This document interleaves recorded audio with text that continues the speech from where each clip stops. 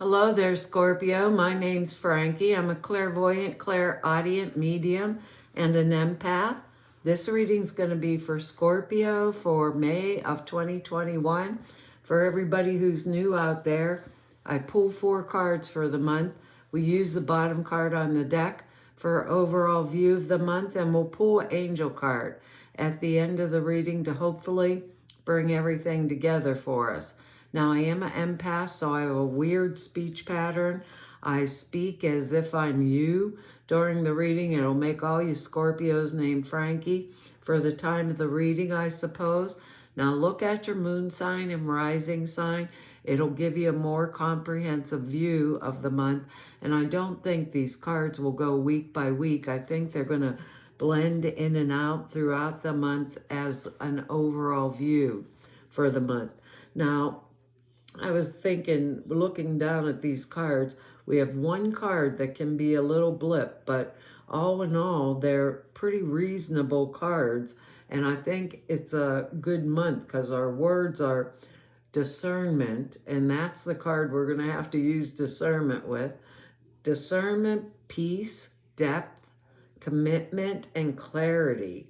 And we got one of our cards is one that Libra just got when I did the Libra reading. So, and it's a good card too, but we have the Judgment card on the bottom of the deck, and I actually love the Judgment card.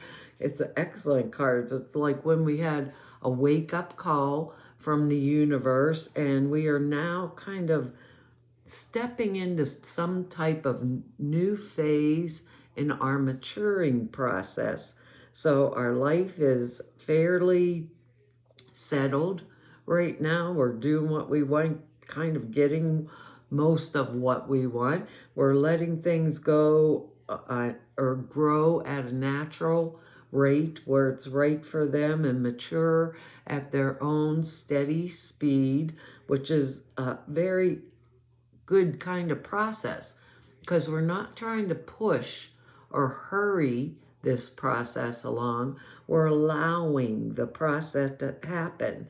So we would be realizing right now that we're being guided by some kind of a higher power, and our faith in our faith itself, in that realization that we are being guided by this higher power is like the new phase that's coming into our life, and that comes like as a result of our maturity. Basically, it's like a tree. First you have the tree, then you get the leaves, then you get the buds, then the fruit. But if you cut the tree or cut the bud off before it blooms, it's too early, too late. So, but if we do it and we wait and we're not rushing and pushing everything, I think that it's going to prove extremely beneficial to us, and we'll acquire new knowledge that's going to bring us joy, knowledge that'll bring us some type of fulfillment in our life. Our health can improve with this Judgment card. Our problems, if we had any problems in our life, they're easily solved when we get the Judgment card. So it's not a harsh judgment coming down on us. It's more or less a judgment that's good or in our favor because we've learned kind of like to trust in the universe, or trust that the way we are being guided is the right and appropriate way to make a commitment to. And I think that's what we're doing. There's a kind of a peace or a sense of calm that comes over us when we're doing these kind of things that are encouraging for our own self that can't compare to any other feeling. So I think that's where we're at this stage of the game, because next we have the Eight of Pentacles. That's the one Libra had. Some of you might be cuspers with this. This is a card of the craftsman. He has 6 pentacles up on the wall, the 7th under his arm, copying that 7th one into an 8th one, just a result of perfecting some kind of a skill. This one card, though, suggests in some way that we're learning some kind of new skill or taking up a new career. Our new venture, though, is going to bring us a lot of success because we're in the process of training ourselves to do this work, whatever it is, intensely with a really clear goal in mind. This is what I want at the end result, as the end result, and this is what I'm going for. This is what I'm working towards. So we would be integrating our old skills that we've already acquired into a new form and maybe adding new skills to it. We've tried all kinds of different maybe means of making a living, and now we're finalizing. That's what I want to say. Now we're finalizing how we want to use our personal resources to realize material sufficiency in our life, to provide for ourselves. We're starting to really understand that at this stage of the game, and that comes off of that judgment card, that maturing process. So we want to make sure we can fulfill our own needs and allow for our own expansion, our sureness of purpose. When we get this card, we're really focused. So our sureness of purpose will be rewarded by commissions, get rewarded by new business and new forms coming into our life. So we know that we're basically heading in the right direction. We're here, we're going in the right direction, and nothing is going to hold us back, hold us down, or stop us from that movement forward. We've committed to it. We're clear about what we are wanting in our life, or I think maybe, I don't know, this could be a romance type reading too, where we're allowing like a stage of a physical relationship to mature right. But I don't think for the most of us, but it might be, because after this we have 2 people cards coming up here. It's hard to tell when you get a couple people cards in there whether it's going to be just the energy of the card or is it going to be an actual person. Next, we got the 4 of Pentacles card, and that's called the Miser card. So this is when we're holding tight to our money and our material possessions, because we're kind of like leery, maybe, that we're going to suffer some kind of a loss or something, or we may be feeling threatened that there's a loss that could be in the coming, and we're trying to prepare ourselves for prepare ourselves for it by closely guarding whatever it is we still do have, basically. So we're hanging on to something with this card, hanging on to something. Either it's our possessions or it's some type of a situation in this really stubborn, inflexible type of manner.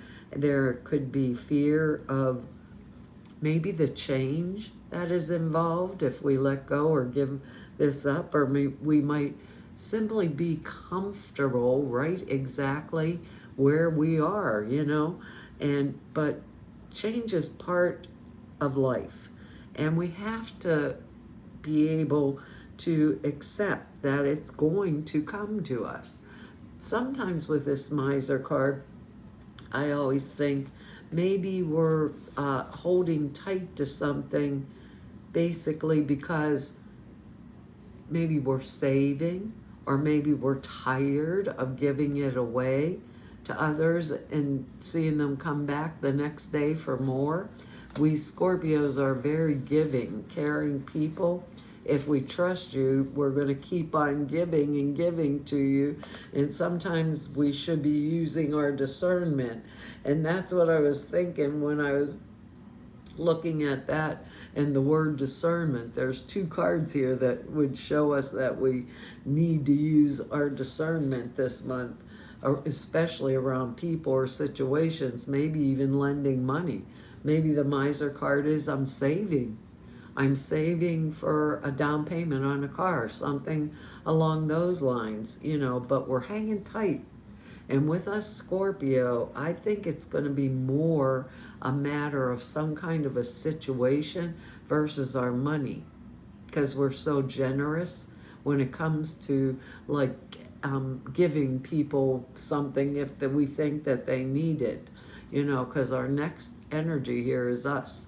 This is Queen of Cups, Cancer, Pisces, Scorpio energy, male or female. We're in our own reading unless this is another water energy outside of us. But this attitude that comes off the Queen of Cups is one of receptivity. They are very, very approachable. Any kindly person that is in our life, usually someone with water, or it could be us, like I said, just showing up in our own reading. But if there's usually with the Queen of Cups, if there's a man watching this, this could be the woman that you're in love with a lot of times. But this is a person that's very creative. They could be an artist, they could have some kind of visionary tendencies, be very psychic, highly developed intuitively, very, very accurate, but they temper that intuitive ability with mature judgment. This is a really mature energy. They don't just slam things out there. If it doesn't represent like an actual person outside of our own or us ourselves, if it's not an actual person, if it means that no matter what we do in some type of a creative endeavor or some kind of endeavor that has an emotional tone to it, it's going to be an extremely positive experience for us. If there's any type of emotional involvement with it, is how I want to say.